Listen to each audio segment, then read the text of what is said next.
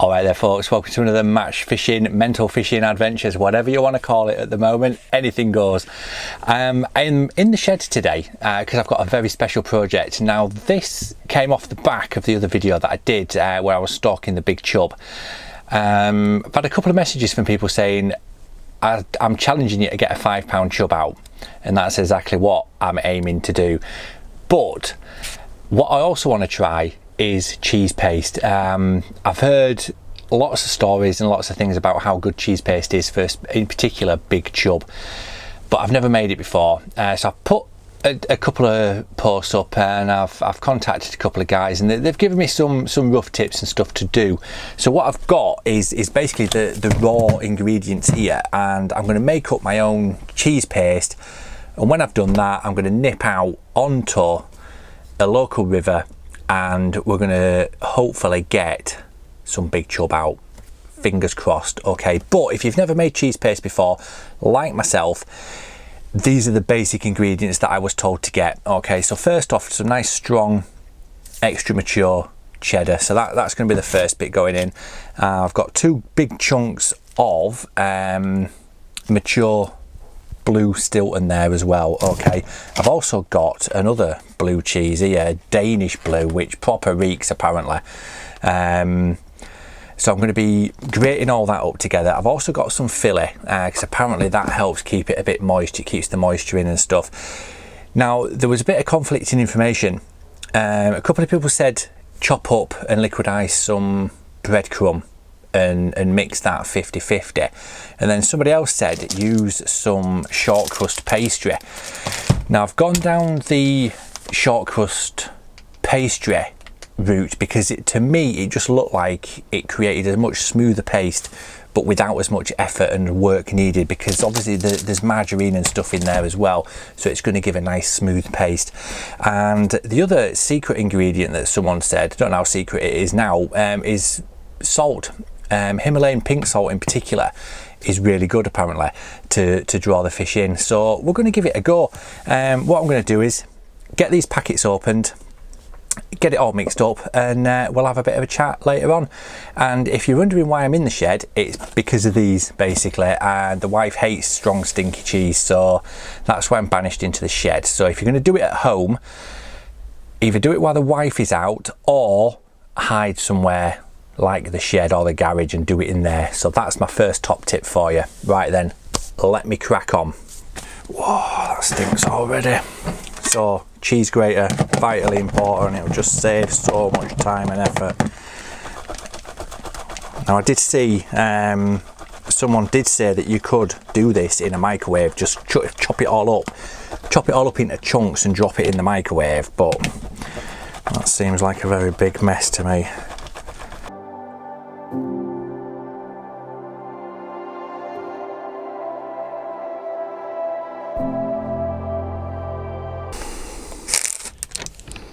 Oh Jesus, Christ almighty.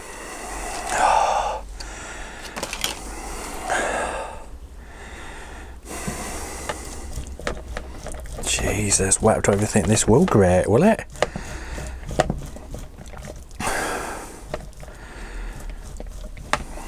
Good grief. That is a wet, sweaty cheese, that is a sweaty cheese, man. Good grief.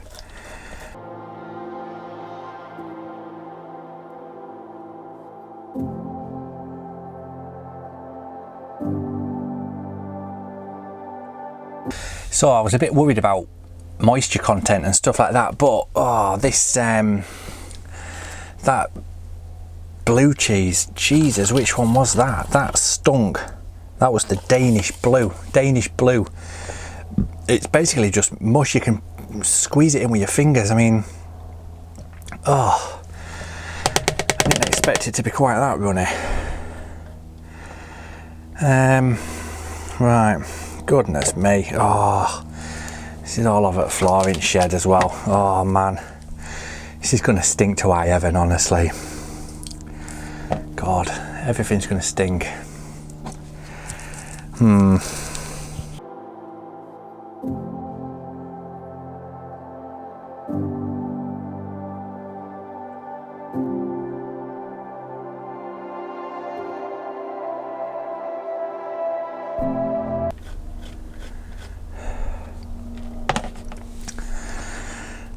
long, so I'm going to need a bigger bucket. I'm going to have to use that, aren't I? Good God, man.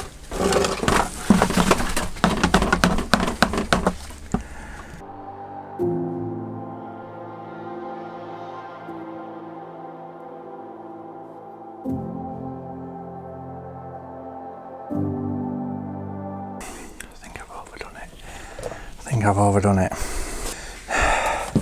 Right then, so as you can see, that is all the cheese in there, and I've gone a bit mad, to be fair. In total there's about 900 grams of cheese in there, and I was told when doing it, especially with the pastry that I'm going to be using now, is to use half the quantity of pastry to the amount of cheese that you've got. And as I said, the packet of the pastry is 500 grams. So I'm just going to see, I'm going to open this now, get it ripped up and get it all mixed up, and then I'm going to start kneading it into the paste. But as you can see, I totally misjudged the size of the balls. So just bear that in mind if you're doing it. It might be worth just measuring out and doing, say, 500 grams of cheese, 250 grams of the pastry or whatever. But play it by ear. As I say, it's a total experiment for me today, so we're just going to play it by ear and see what happens. But I'll cut away and I'll get all this sorted out and I'll get back to you shortly. Right then, so that's the pastry in, so now it's just a matter of getting it all mixed in, squeezed together and stuff like that. So join me again in a little minute.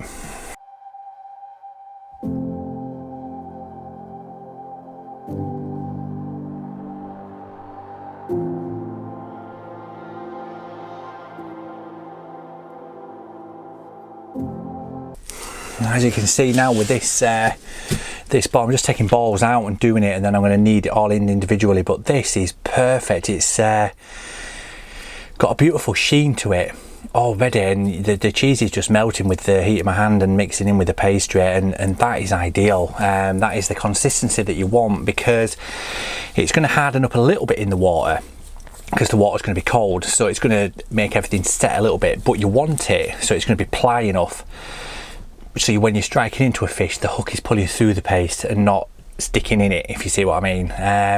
So that's looking good so far. So I'm going to keep going. I'll be back in a minute.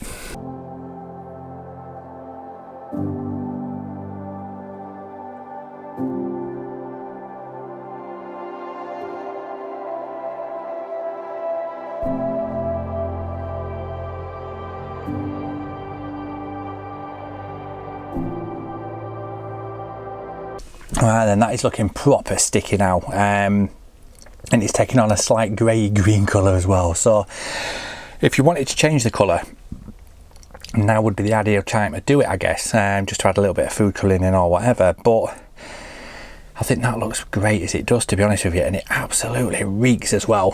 So what I'm going to do is add some of that sea salt in and get that kneaded in as well. Just going to flatten it all out on the base. Right then, so yeah, it's all in the bottom of the bait tub now. So I'm going to add that salt in, give it a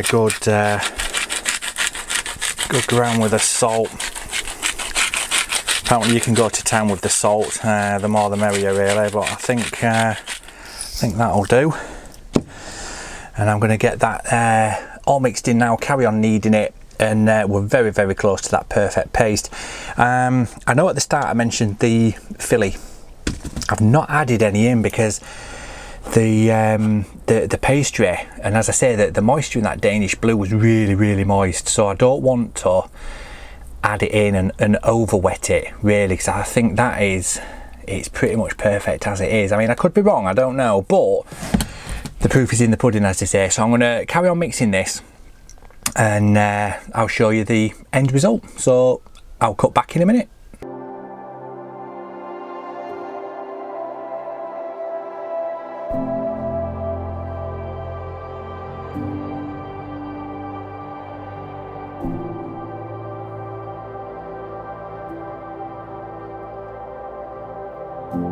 Right then folks, so there we go, that is the end result, and as you can see, it's just just looks like a dough, to be perfectly fair, which is what you kind of expect. It's what the kind of consistency needs to be. There's still an odd little lump in there, but I'm not overly fussed about that, to be fair. It's going to ooze and leak flavour and smell into the water, and that's what we want. That's going to be the main attraction.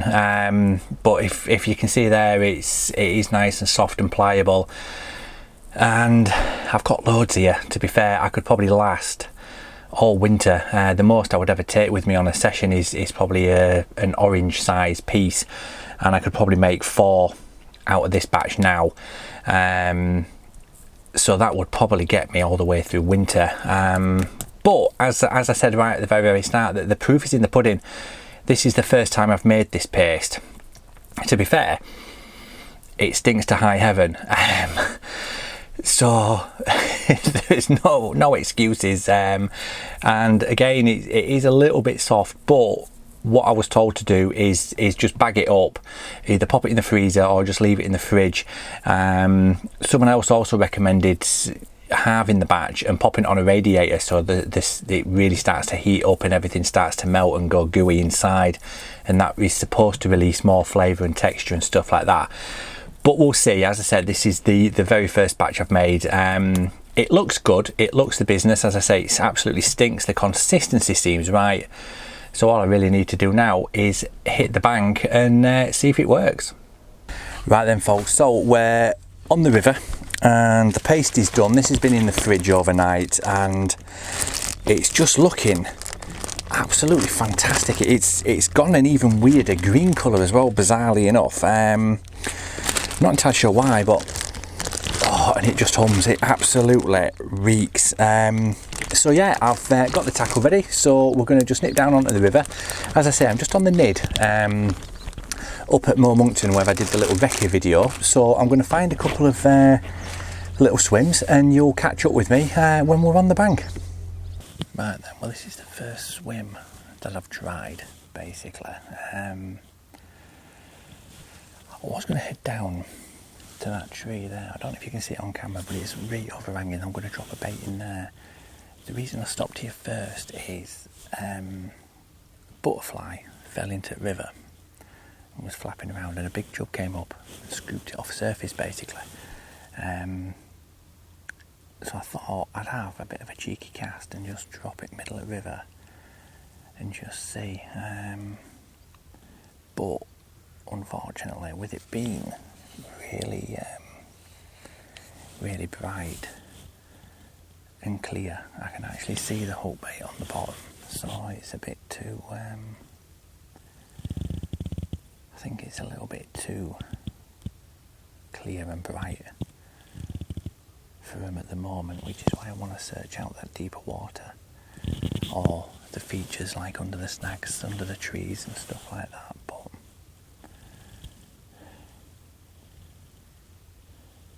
the good thing is as well about having the first jug here is I can see how the hook bait is behaving, how that paste is behaving on the hook, and it looks absolutely perfect, to be fair. It's gripping on the hook and it's just sat on bottom. It's moving very slightly in the current, but it's looking good, because you never know with this sort of stuff if it's going to come off on impact with water, or if the flow's going to drag it off or what. But consistency wise, it seems to be spot on.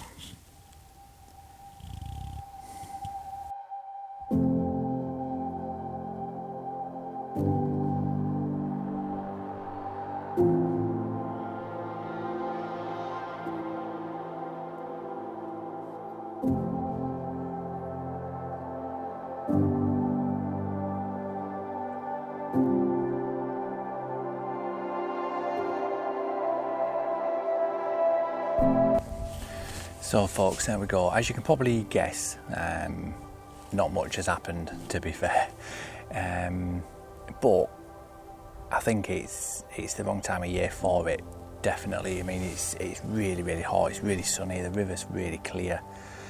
I think stuff like that needs to be when there's a lot of colour about, and fish are using scent more than anything else to try and home in on these baits. But having said that, I'm really happy with how it stayed on the hook and how it turned out. So I'm definitely going to be keeping it in the freezer and just getting a ball out every now and again just to have a crack over the winter and see. But I think it'll be, as I say, it'll be a lot better, I think, when there's a bit of a frost on the ground as well. Now, I'm a little bit disappointed that we've not had a fish, but I'm not massively disappointed, and the reason being is I've tried 4 swims down here today, and what I've done on leaving every swim, I've given it a couple of handfuls of pellets basically, and these are a really oily fishy pellet that I've had fish out on before, so I know they work.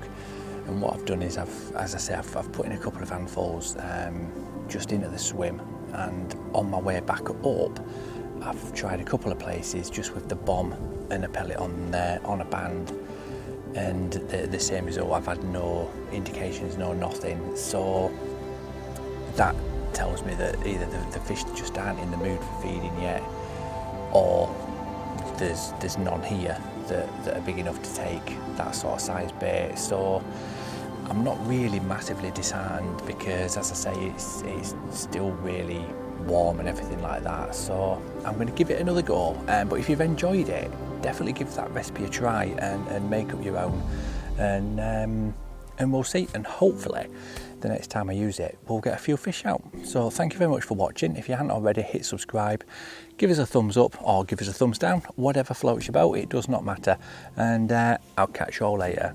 Cheers.